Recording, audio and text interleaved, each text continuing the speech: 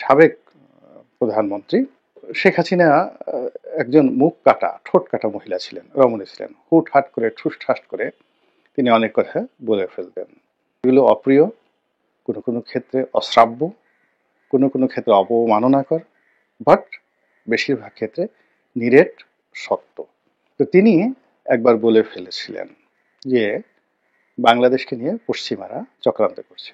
এই রাষ্ট্রটি ভেঙে এই রাষ্ট্রের একটি অংশকে পূর্ব তিমুরের মতো একটি খ্রিস্টান অধ্যুষিত রাষ্ট্র বানানোর জন্য ইউরোপ এবং আমেরিকা চেষ্টা চালাচ্ছে, খ্রিস্টান দুনিয়ারা চেষ্টা চালাচ্ছে।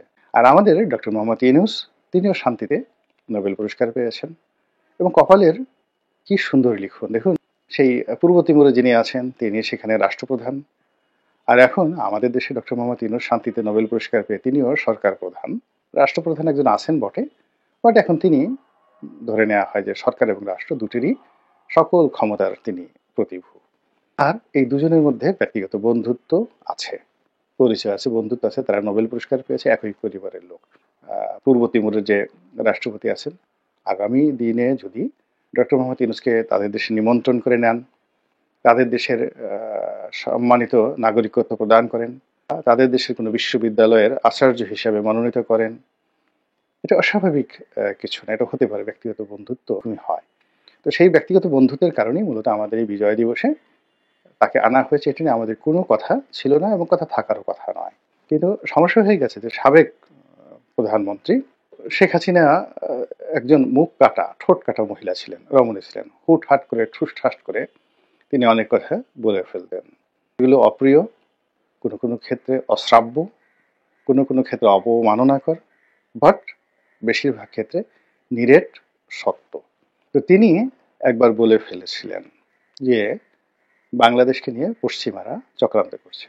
এই রাষ্ট্রটি ভেঙে এই রাষ্ট্রের একটি অংশকে পূর্ব তিমুরের মতো একটি খ্রিস্টান অধ্যুষিত রাষ্ট্র বানানোর জন্য ইউরোপ এবং আমেরিকা চেষ্টা চালাচ্ছে, খ্রিস্টান দুনিয়ারা চেষ্টা চালাচ্ছে।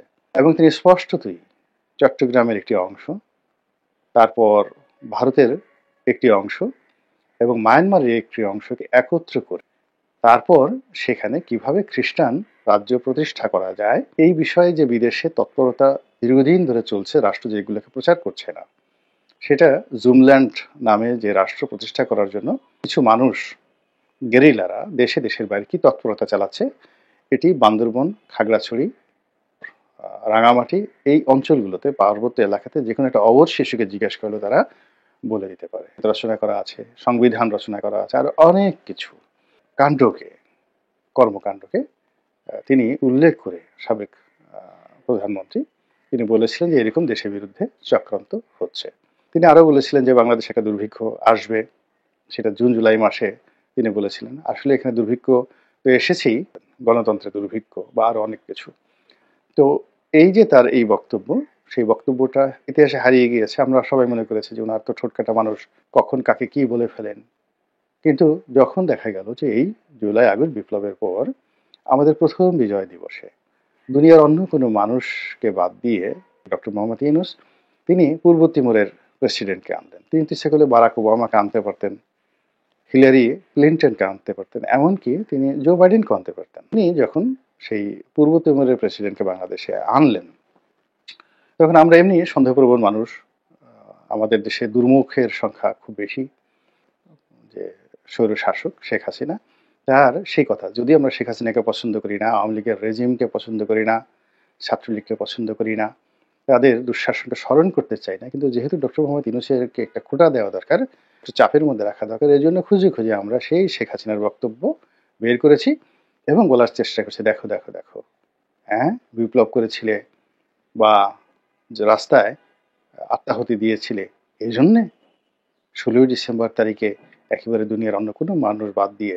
এমন একজন মানুষকে আনা হলো যিনি একটা খ্রিস্টান রাষ্ট্রের প্রধান, এবং এই খ্রিস্টান রাষ্ট্রটি জোর করে তৈরি করা হয়েছিল বা করেছিল পশ্চিমারা আরেকটি মুসলমান রাষ্ট্রের কাছ থেকে ছিনিয়ে নিয়ে।